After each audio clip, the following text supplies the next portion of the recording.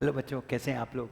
तो बच्चों, अब बस एग्ज़ाम अपनी दहलीज पे आ गए हैं। 1 महीने से भी कम का समय शेष है।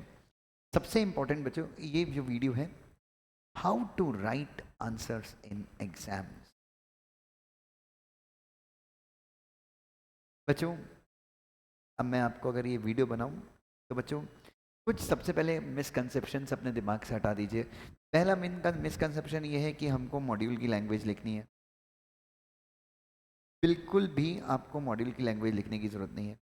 दूसरा मिसकंसेप्शन कि भाई केस लॉ के आंसर हमको लिखने हैं तो एक ही कंसेप्ट में लिखना है। बच्चों, सब लोग 90% बच्चे एक ही तरह से लिखते हैं। सबसे पहले वो फैक्ट लिखेंगे, फिर प्रोविज़न लिखेंगे, फिर उसके कंक्लूजन लिखेंगे। बच्चों, ये भी ज़रूरी नहीं है। तीसरा मिसकंसेप्शन कि भाई मैं हर जगह अंडरलाइन कर दूं, हर जगह अंडरलाइन कर दूं, हर जगह अंडरलाइन कर दूं।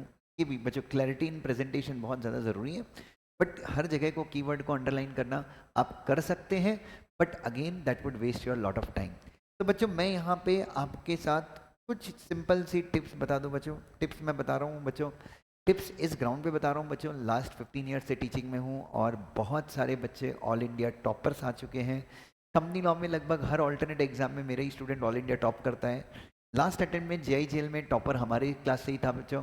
तो मैं आपको कुछ टिप्स बता रहा हूँ। 2 या 3 बच्चों ने सीएमएसएल में 68 का स्कोर किया था बच्चों। तो बच्चों, मैं आपको कुछ टेक्निक्स बता रहा हूँ, और अगर स्कोर नहीं भी, अगर आपको बेस्ट स्कोर नहीं भी आता तो भी आप टेंशन मत लीजिए बच्चों। मैं तो मानता हूँ कि सीएस के एग्जाम में पास होना बहुत ज़रूरी है। बच्चों, सिंपल सी technique number 1, simple and your own language, सबसे इंपॉर्टेंट। दूसरा, क्लैरिटी इन प्रेजेंटेशन,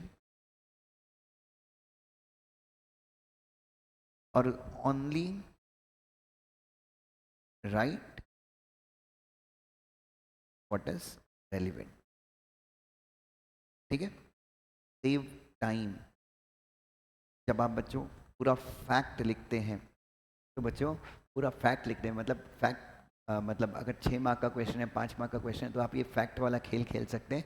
पर जब आप पूरा फैक्ट लिखते हैं बच्चों, फैक्ट में आप क्या करते हैं, आप पूरे क्वेश्चन को ही रीराइट करते हैं।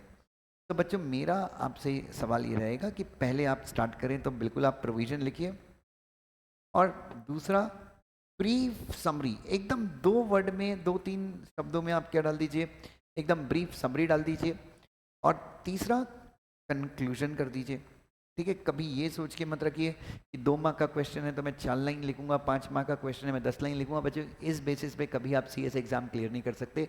आपको सिर्फ एक ही चीज़ ध्यान में रखनी है, just you need to remember कि आपको लगना चाहिए कि जितना मैं 2 मार्क का क्वेश्चन है, बट आपको लगता है कि 10 लाइन में भी मैं अपने आप को एक्सप्रेस नहीं कर पा रहा हूँ, तो आप 10 लाइन लिखिए।